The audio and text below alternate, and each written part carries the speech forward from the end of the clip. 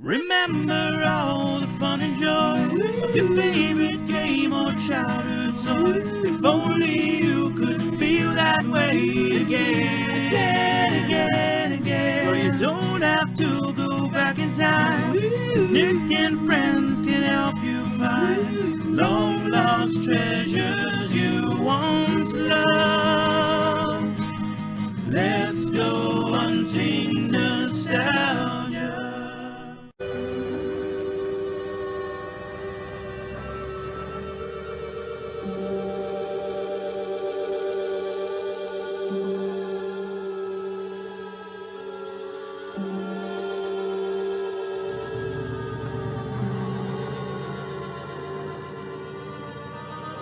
Welcome to a very special, very spooky episode of Hunting Nostalgia. I have never once claimed to like horror. It's just not my thing. But it is the Halloween episode, and I'm taking you to go see the Dr. Frankenstein of toys. This guy, he is my friend, and he's actually an art teacher. And he... Did you hear that? I hate this. I hate this. I hate you. Not you. I hate you. I don't like this. I know you think this is a blast.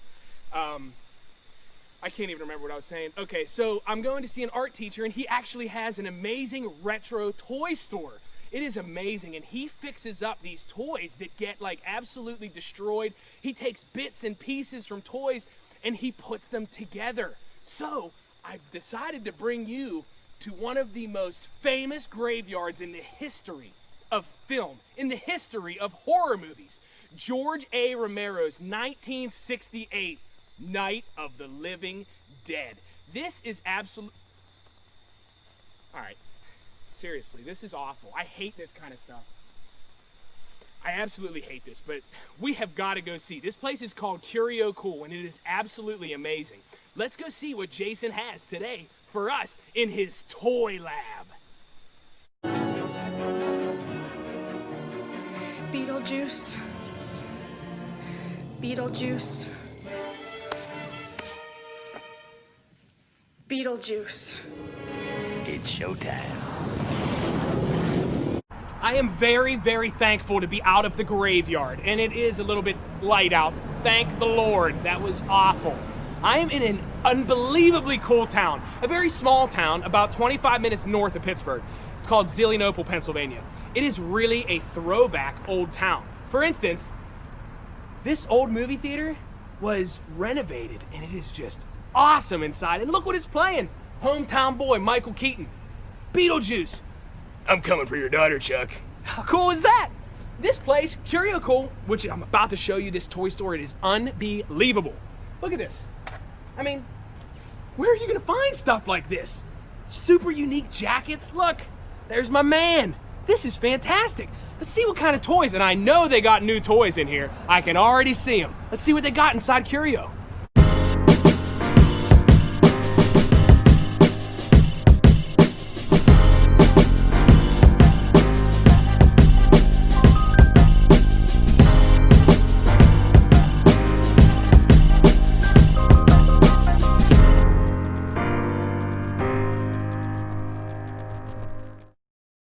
So just walking into Curio right now, he has tons and tons and tons of new toys, like always.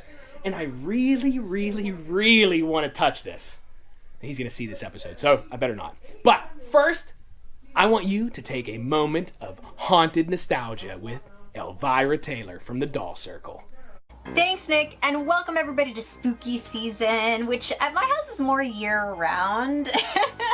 I love horror things and I love Halloween. So today I wanted to share with you guys something more of a modern piece of nostalgia. Well, the product itself is more of a modern piece. This piece came out in 2002, and it's one of my favorite pieces because I love vampires and I love anything spooky related. So let me show you guys what I'm talking about. This is from the silver screen edition by Sideshow Toys. Now, a little quick history about Nosferatu from the film originally released in Germany in 1922.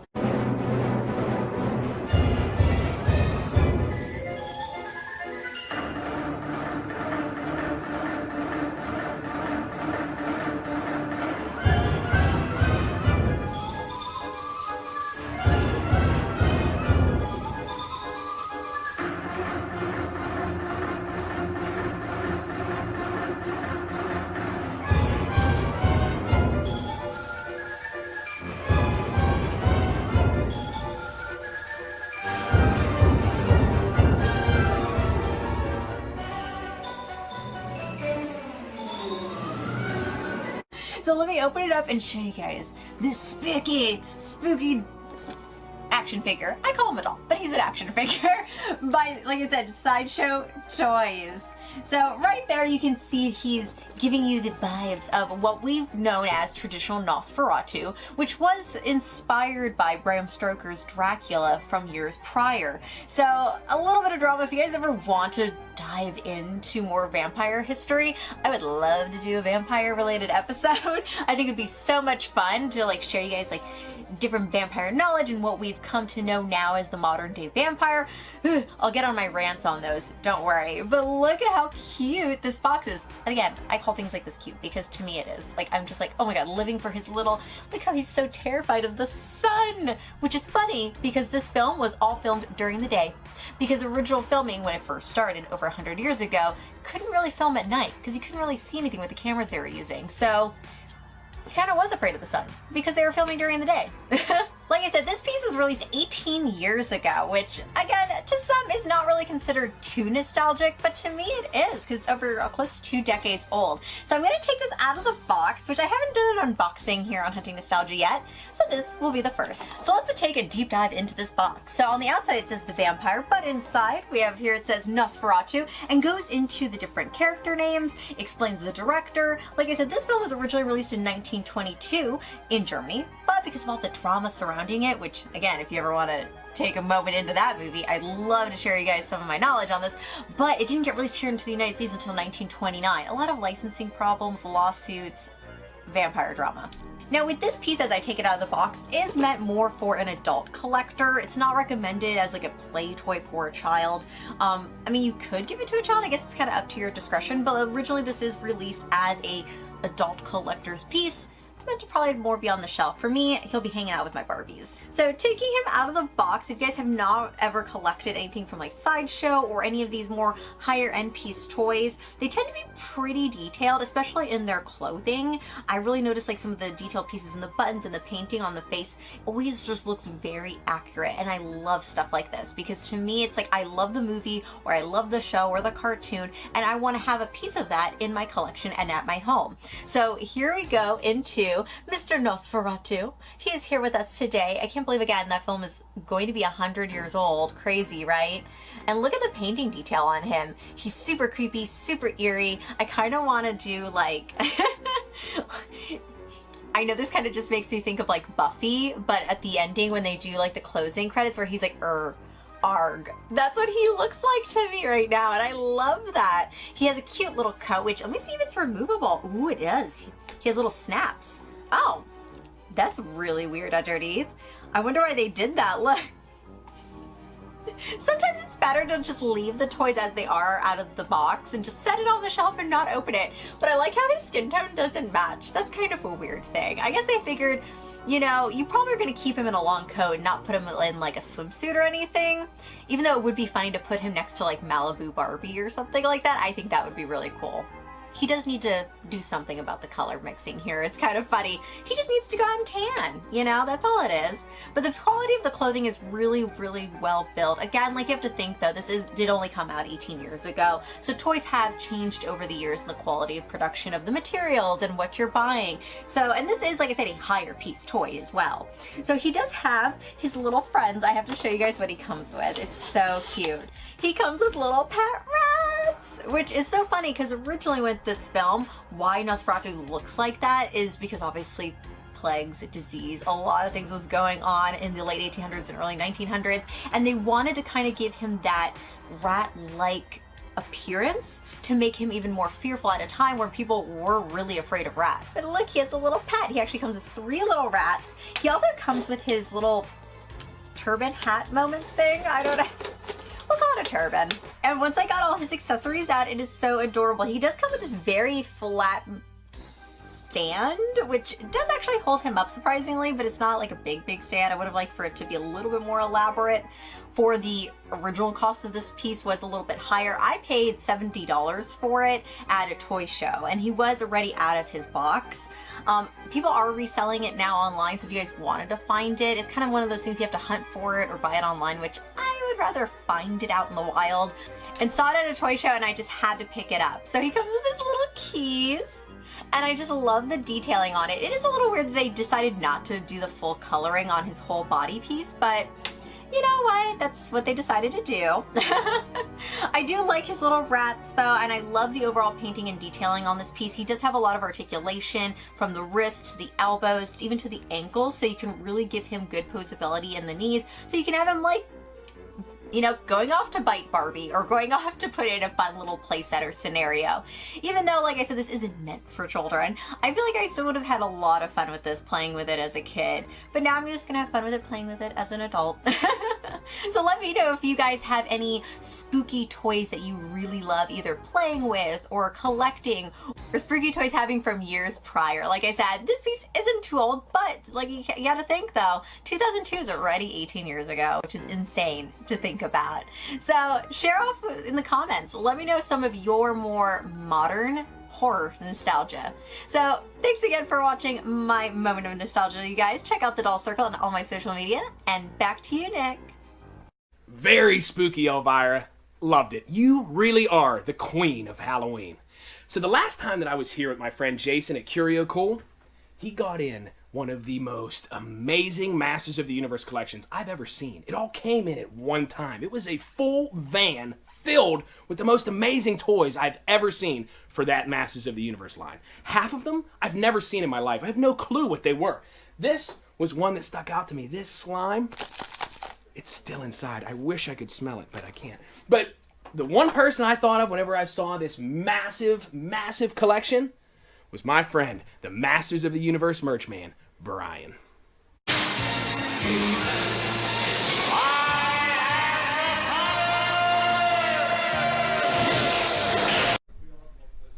Back with my buddy Brian, the Masters of the Universe merch man. Brian, how cool is this?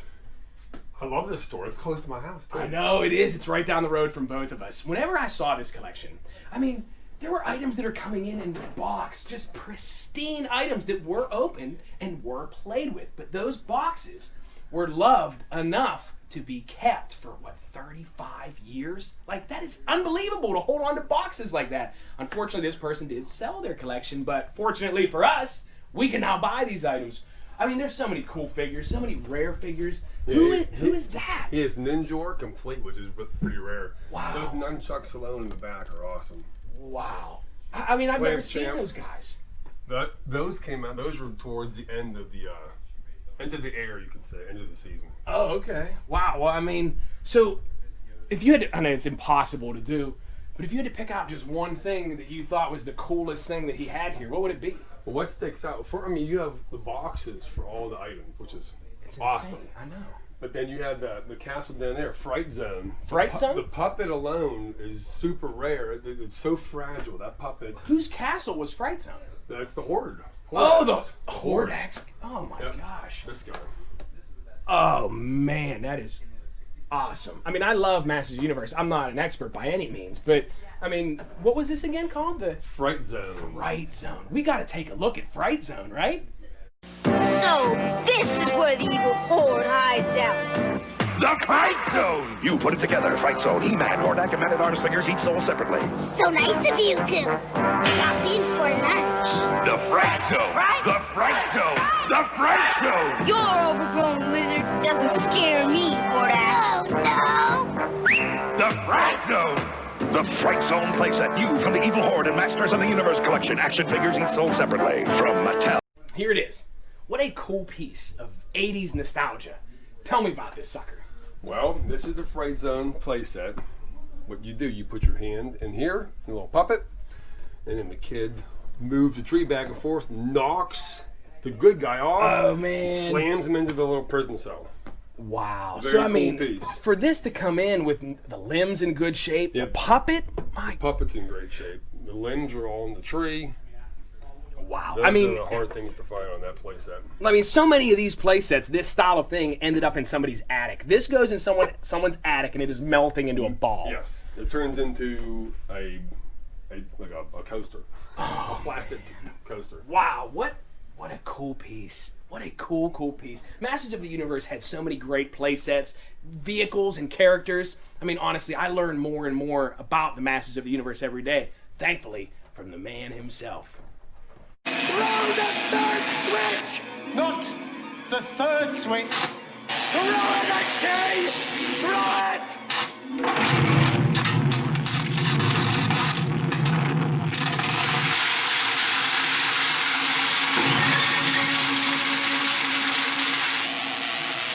Lies! Lies, do you hear me? Give my creation life!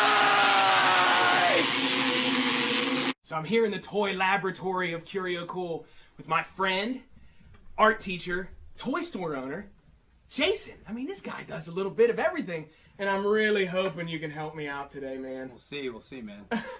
I love finding things, dirty things that are in attics that you just wouldn't believe are even up there. And I found something really, really, really cool. It's this Batman wall light from, I think, like 1993, 1992. It was beautiful. It was actually wedged down in, like, the very corner of an attic, okay? Jason, I brought this home. And I truly pride myself on fixing and cleaning toys. I mean, I'm no expert at it, but I really try and be as safe as possible. These old toys, the old paint on them, if you get anything severe, like you get alcohol on this, it's going to ruin it. So I was in my toy laboratory, which is my Star Wars themed bathroom, and I started cleaning this guy, and I'm like, oh great, this is coming off, and it was soot. It was soot, like, and I was like, wow, this is really coming clean. And what I had 91% rubbing alcohol in my hand, in this hand right here. In this hand, I had cotton swabs, and I had a little tray of water. So I was taking 91% alcohol, boom, dipping it in the water just to dilute it a little bit, and it was just coming off like it was beautiful. And with this hand, I decided to pick up Batman. Because I'm an idiot. I didn't realize this hand was just covered in rubbing alcohol. Please tell me you can help me, please. Well, what's crazy is you wouldn't think rubbing alcohol would do that much to this, really. I mean, rubbing alcohol, they tell you to, like, clean surfaces with it, to stick on those little adhesive hooks and all that kind of stuff. So, but the trouble is, anything other than just water, you never know how it's going to react to this old stuff. So, the rubbing alcohol did you in. There's nothing you can do to bring this back because you removed the paint, you removed the finish, but... Here, let me show them my fingerprint. I gotta show them how this is like. This is just look at what I did to Batman. I mean, honestly, dude, this felt like someone punched me in the face, and I just took all the paint off. There's my big, massive thumbprint. So what we could do though is like it can be restored because you even see he's got a lot of he's got rubble on his nose right here, which happens to a lot of things that stick out on his cape.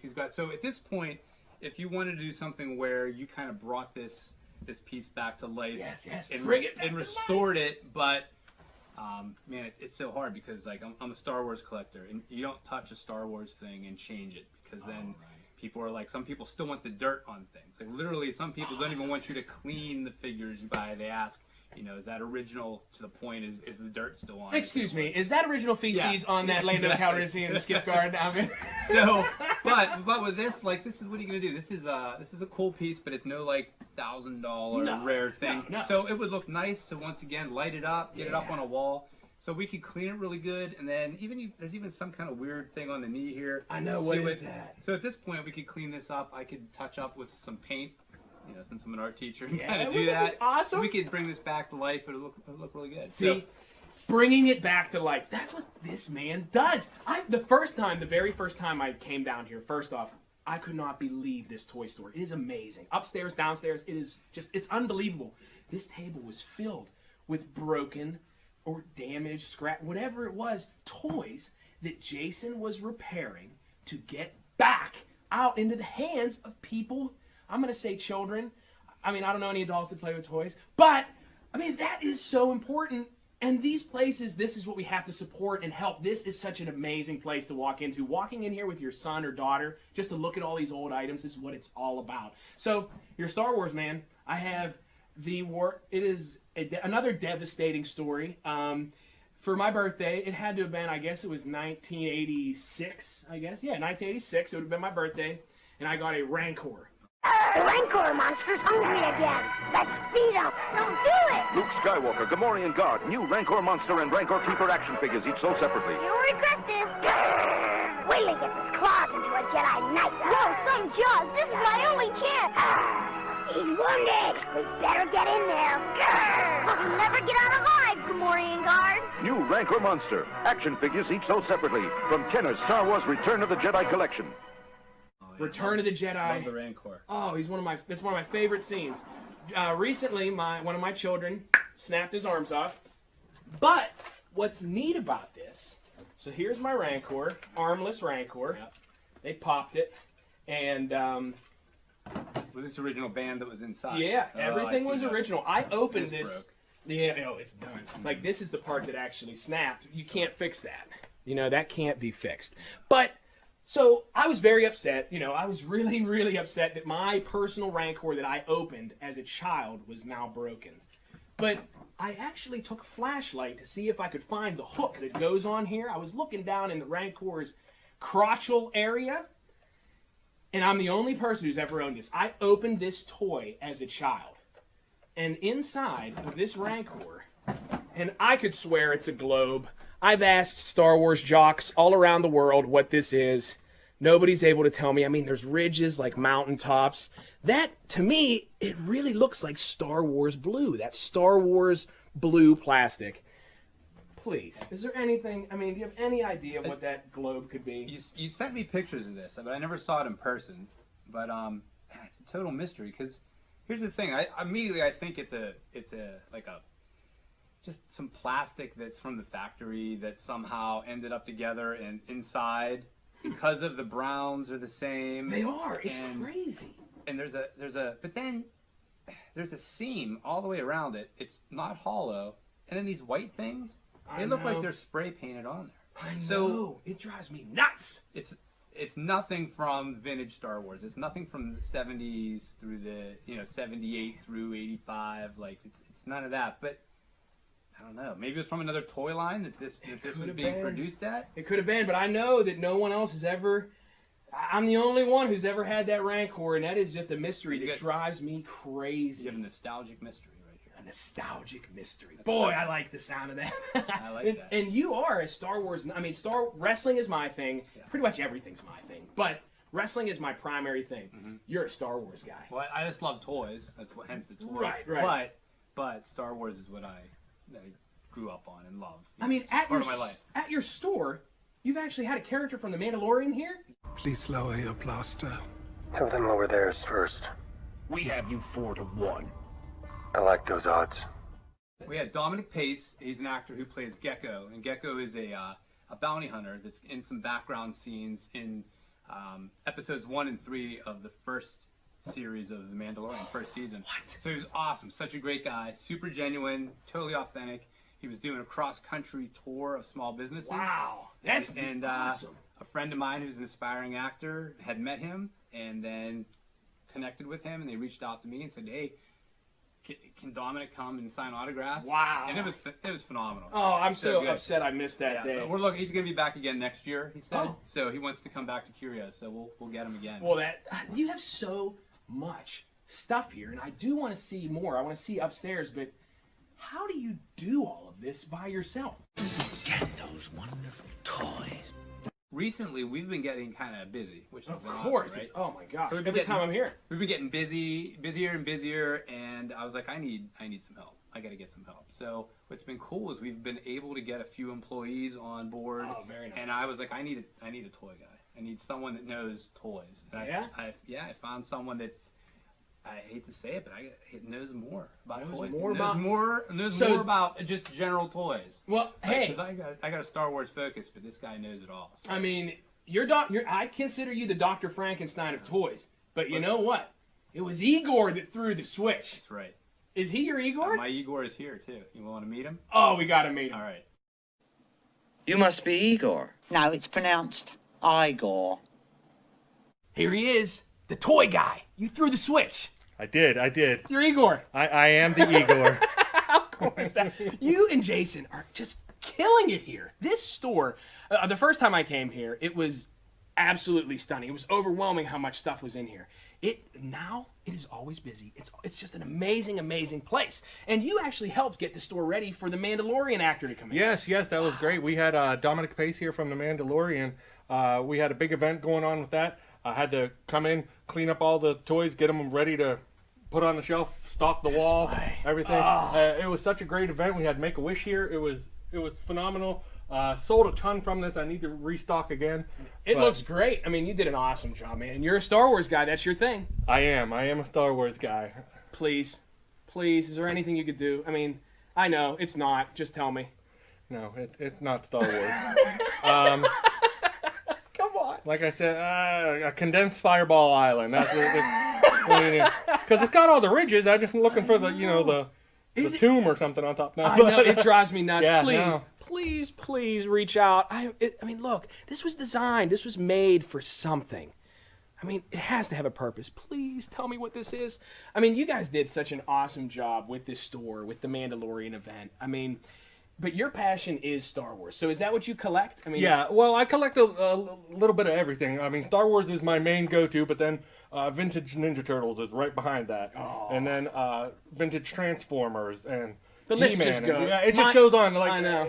Anything 80s, I'm You know all what? about I'm going it. to start collecting this now. But you know what is really, really neat is that you've watched Hunting Nostalgia. Yes. And, I mean, I appreciate that so very much. Like, I just love having fun. This is fun for me. Oh, And exactly. If I can correlate that fun to you through the episodes of Hunting Nostalgia, that is my goal, and that's what I want. And you really did something special. Yeah. No. I love watching the shows. I love doing the same thing. I go out hunting myself. And I saw in the episode you had one of these, but the lid was broken. I had one that the lid was not broken. So there you go. I mean, he greeted me here with this today, and I wanted to show you guys, like, this is what it's all about. This is why I do this, that sharing of a feeling, you know, that camaraderie of something that we both love. And for him to do this means the world to me. Millions of unusual creatures lurking everywhere, trash can. How awesome is that, dude? That is so nice of you. Like, I can't. You're welcome. I can't. I don't expect that ever. Anybody to give me anything. But wow, does it mean the world to me, man? I really appreciate it. You're more than welcome. Thanks for being on here. You know what? I think maybe I should go and see his collection sometime. What do you think? I got some nice stuff. Yeah.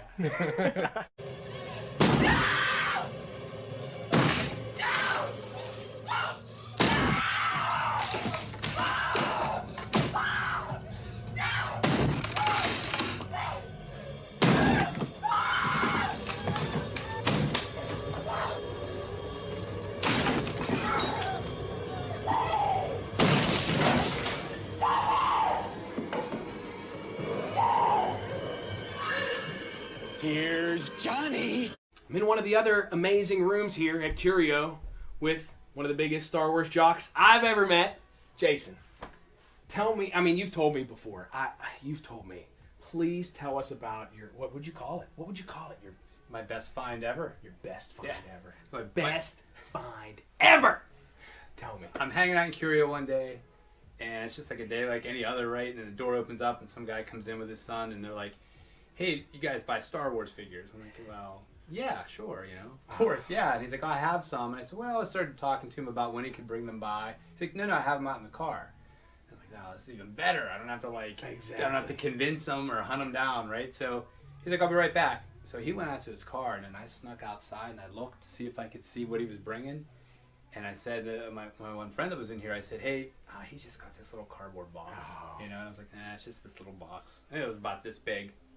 So he walks in with it and sets it on the counter. I'm not even paying attention, and he opens the flaps, and it's all these guys. Oh my gosh! I've sold about 20, but there were 12 backs. We talked about that before. 12 backs, the original carded figures. 20 backs, 21 backs, and now real quick, yeah. That is the amount of figures that were available at that time. Right. Like this one says, collect all 20. So there's 20 pictures on the back of this card. So it's 20. But can I help? You see what's wrong with it though. Proof of purchase. Right.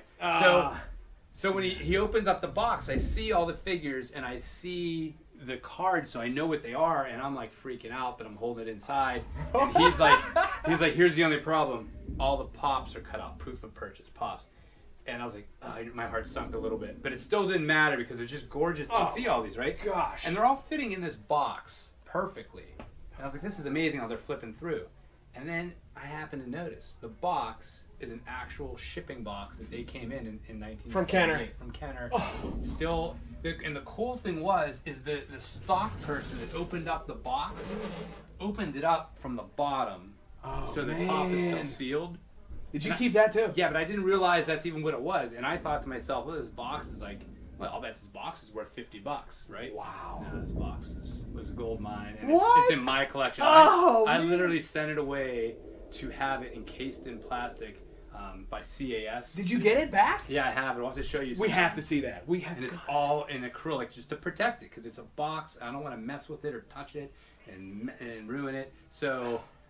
And it's gorgeous, and it looks like it's still sealed because the top is all still taped. And it's in your plastic case. Right. Yeah. Yeah. So did this also the mail away? Did that also? No, that did not come in. Oh, okay. That's part of my collection, but I've upgraded to an even better one. And That's what all good collectors do. Yeah, They, so then I roll it on. gotta sell this, and I gotta tell you, this is in here too. There's a little bit of eye candy because that's the early bird. Oh, it's early bird, amazing. and, people are all like, "Oh my gosh!" So yeah, it's a beauty. It's a This beauty. stuff, Star Wars jocks, as I call them. I'm one myself.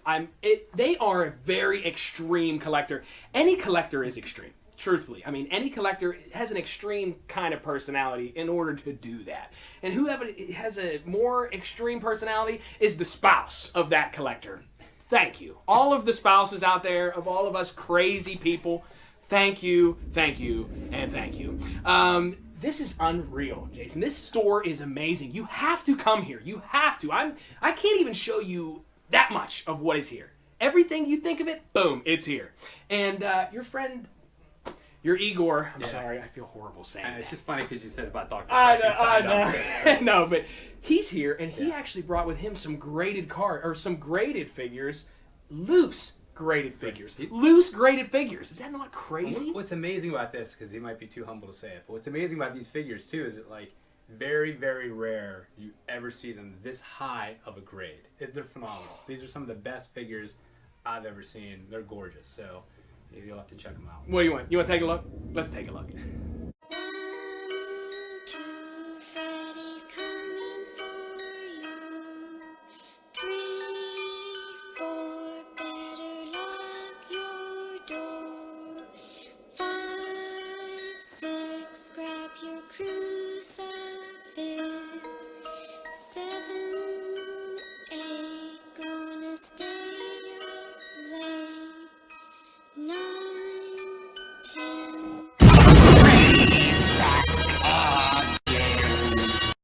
Back with Dave again, and you will not believe the contents of this box. How?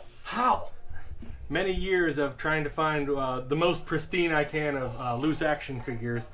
This is the tip of the iceberg of my collection, Which we're going to see someday, right? Oh yeah. You'll get to see it all. But I love to have my figures graded, not necessarily to like add value to it or anything. Just but for the way yourself. it displays. I love the way it displays in the acrylics, and It is then beautiful. nothing's gonna happen to it. It's cased up.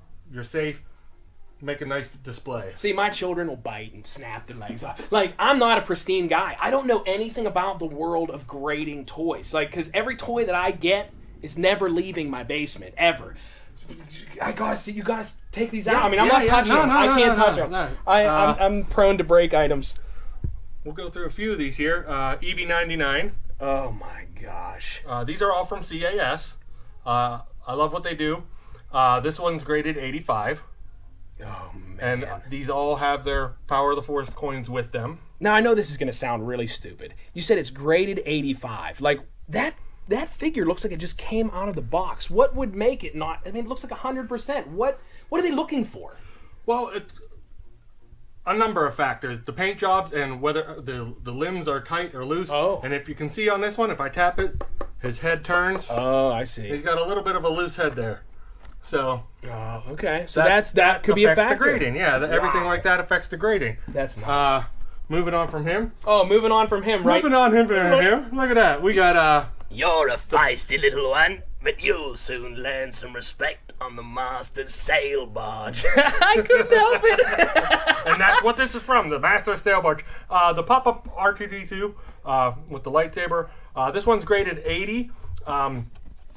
It's very hard to find any in conditions above 70 on Wow. And a loose figure. I mean, yeah, that's and loose, and like I collect with my vintage Star Wars. Everything's loose. I like to have them set up to display as such. It's amazing. Yeah, I love them. I just, like I said, I love the way they. What started it? Why? I mean, it's your age, I'm sure. Return of the Jedi. Is that your favorite? Empire's my favorite. Empire's your favorite. Empire's my favorite. But it all started from, when I was little. I mean, this was the first toy collection I remember really playing with. And it was from my older brothers. And so I was born in 1980, right into Empire. So there it is. Okay. So it has a connection with you and your brothers. Yes. Are your brothers like this as well? No. Well, my one brother he's more into the comic book realm of stuff. But I'm the figure guy. If you had to pick one guy out of here, one guy that you would say, man, I look at this guy and it is my prized possession, who is it? That would be Yakface. Oh, man.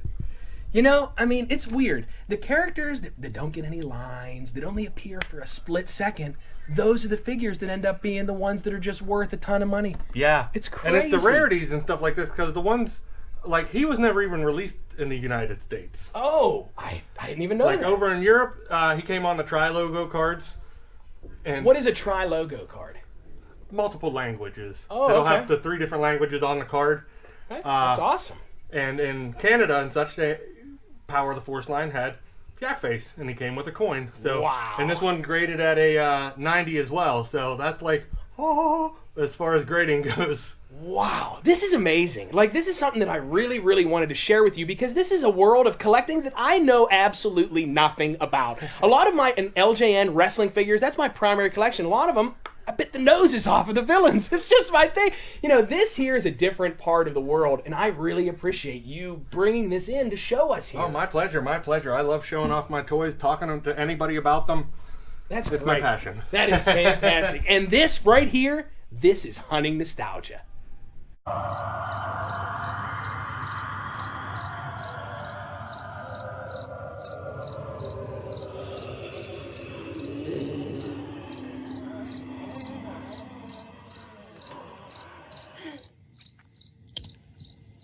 They're coming to get you, Barbara. Wow, what a fun, except for this part, episode, Halloween special of Hunting Nostalgia. We got to see Dr. Frankenstein himself, Jason, in his toy lab at Curio Cool. We got a very spooky, very Halloween-y moment of nostalgia from the amazing Elvira Taylor. And dude, is it you? Don't joke around. Seriously, you know that this is it you?